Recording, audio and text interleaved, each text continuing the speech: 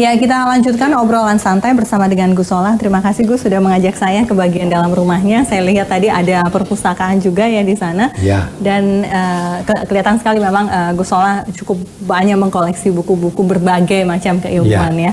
Seperti itu. Dan yang di sini adalah lini masa foto-foto seperti itu ya Gus ya. Dari tahun 52. Dari tahun 52 ini? Iya. Oh, baik-baik. Itu ayah saya masih ada. Coba kita lihat deh, Gus. Yang ini. Gus Solah yang mana? Saya yang ini. Oh, baik. Ini Gus Dur. Anak keberapa, Gus? Saya nomor 3. Nomor 3. Bisa diceritakan siapa saja ini, Gus? Ini yang tertua ini Gus Dur. Iya. Kemudian nomor 2 kakak saya Aisyah. Iya. Saya nomor 3. Nomor 4 ini Umar. Nomor 5 Lili. Nah, ini sepupu saya. Ini pamannya Muhaimin dan Saifullah Yusuf. Iya. 5 bersaudara begitu ya. Dengan yang ke-6 belum ada. Oh, berarti memang 6 bersaudara begitu ya. Dengan kerap kali akrab dan kerap kali juga berbeda pandangan politik. Seperti itu, termasuk Gus Solah juga sempat punya beda pandangan politik dengan Gus Dur. Bagaimana orang tua Gus Solah menciptakan atau membesarkan anak-anak dengan kebebasan berbeda pendapat dan seterusnya, bisa diceritakan tidak, Gus? Ya, tidak hanya membedakan ya, kami diminta untuk berani menyatakan pendapat, walaupun berbeda, apapun risikonya, ya pendapat kita harus kita keluarkan gitu. Dan dari kecil pun dibiasakan untuk bergaul dengan siapa saja. Jadi sekolah pertama yang kami masuki itu SD KRIS, Kebaktian Rakyat Indonesia Sulawesi.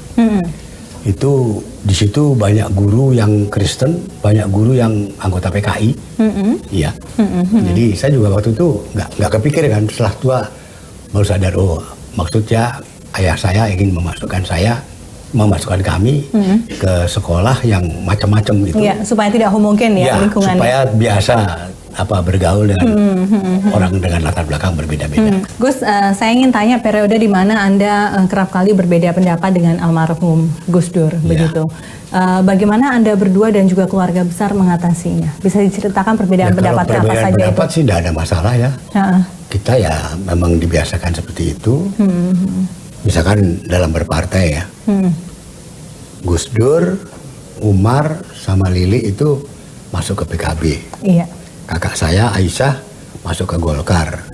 Dia pernah jadi anggota DPR di Golkar. Adik saya terkecil Hashim, dia pendiri PDI Perjuangan.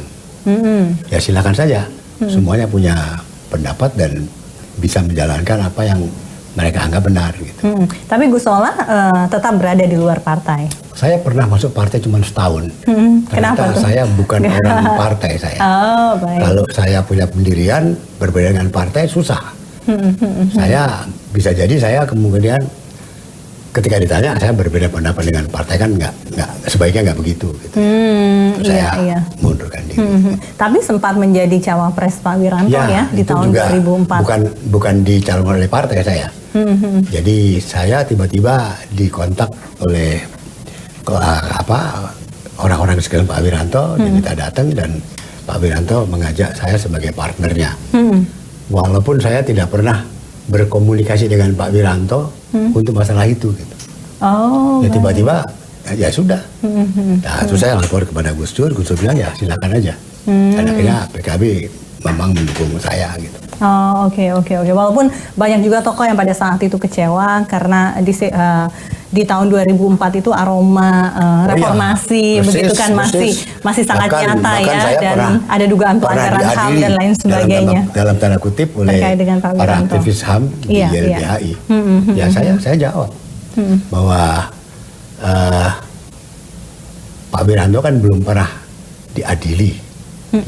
Memang secara etika mungkin saya sebaiknya tidak menjadi calonnya Pak Wiranto. Cuma saya sampaikan, seandainya saya terpilih jadi wakil presiden, dibandingkan dengan posisi saya sekarang tahun itu ya, sebagai wakil ketua Komnas HAM, mana yang lebih strategis untuk memajukan hak asasi manusia. Jadi wakil presiden ya saya pun berpikir seperti itu. Nah, jadi pertimbangannya lebih karena itu ya. Betul, karena politik tuh tidak hitam putih, politik tuh pasti abu-abu. Dan kita masalah hak asasi manusia kan tidak terlepas dari politik. Ya, dan semua perjalanan warna-warni itu akhirnya mengokohkan seorang Salahuddin Wahid sebagai seorang tokoh yang diterima masyarakat sebagai tokoh yang toleran. Nanti di segmen selanjutnya saya ingin membahas mengenai bagaimana Gus Solah memandang perpolitikan, sosial politik dan hal-hal yang terkait pasca atau menjelang Pilkada DKI pada saat itu. Begitu apakah kerukunan umat beragama itu bisa disatukan kembali. Tapi itu nanti saja dulu, saya setelah membahas mengenai Gus Solah dan keluarga kandung itu saya ingin tahu ini ada foto anak-anak ya Gus ya, dan istri kalau tidak salah 4 orang ya anaknya Gus Solah. Ada 3 ya. Begitu. Tidak ada yang berpolitik. Tidak ada ya. Tidak ada. Yang praktis berpolitik tidak ada ya. Jadi konsultan politik mungkin ada ya.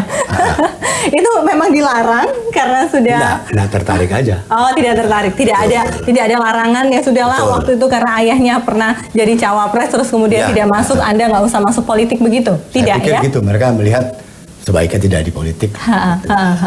Dengan naik turunnya pengalaman hidup Gus Solah dengan segala macam dinamikanya, bagaimana sih Gus peran keluarga, peran istri dan ketiga anak Gus Solah?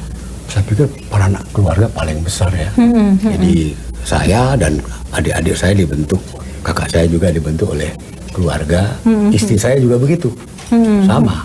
Istri saya putri dari Pak Saifuddin Zuhri, jadi istri saya kakaknya Lukman Saifuddin yang sekarang Menteri Agama. Kebetulan kami punya karakter keluarga yang mirip gitu ya. Karakter keluarga yang memegang integritas itu tinggi dan tidak mengejar jabatan, punya prinsip, tidak oportunis gitu. Nah itu yang sekarang saya pikir hilang. Gitu. Pemimpin sekarang lebih banyak yang oportunis gitu, daripada orang-orang yang punya prinsip gitu. Oke, sangat disayangkan ya. Jadi memang peran keluarga sangat penting sekali ya. Sangat penting. Di dalam semua zaman, di semua tempat, sebagai apapun kita, peran keluarga sangat penting. Jadi ibu saya terutama ya, karena ayah saya kan meninggal ketika saya usia 10. Tapi saya yakin nilai-nilai yang disampaikan ibu saya itu adalah meneruskan apa yang dipesankan oleh ayah saya. Dan itu kami pegang sampai hari ini. Gitu.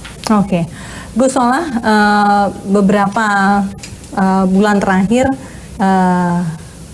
Mbak Yeni Wahid, salah satu anak dari almarhum Gus Dur, sempat melontarkan kekecewaannya karena lagi-lagi belum diberikannya gelar pahlawan kepada Gus Dur. Anda sendiri sebagai adik kandung melihatnya mengapa ya kok tersendat-sendat itu, padahal ini pernah menjadi presiden, tokoh nasional juga. Tadinya saya berpikir Gus Dur disandera oleh Pak Harto. Kan mula-mula itu diajukannya bersama-sama. Nah, terhadap Pak Harto rupanya masih ada penolakan. Mungkin jarak waktunya belum cukup jauh gitu ya. Pak Harto banyak jasanya, tapi juga banyak catatan-catatan negatifnya gitu ya. Tapi ternyata tahun ini tidak. Jadi bukan karena tersandra. Tidak diajukan. Betul. Gitu. Nah, saya tidak tahu apa sebabnya, saya tidak mengerti. Tapi buat saya ya Gus Dur juga tidak pernah berharap gitu ya. Ya kita sudah berusaha. Nah, silakanlah, itu sejarah akan menentukan seperti apa. Apakah Gus Dur memang berhak mendapatkan gelar itu dan kapan itu, rasanya sudah bukan urusan kita itu. Itu ya yang di atas yang menentukan kalau menurut saya. Jadi kalau dari keluarga besar tidak ada kekecewaan begitu ya, terserah saja nanti ke depannya bagaimana. Toh yang penting kan bagaimana rakyat memandang gitu ya. Jadi kalau misalkan ditanya gitu, saya yakin lebih banyak yang menyatakan Gus Dur deserve it lah ya. Saya pikir gitu. Tapi ya sudahlah, itu kan nggak terlalu penting menurut saya. Baiklah, Gus Solah, nanti kita mulai bahas hal-hal yang serius ya Gus ya, termasuk juga jelang Pilkada Jawa Timur. Tetaplah bersama kami, tokoh kita akan segera kembali.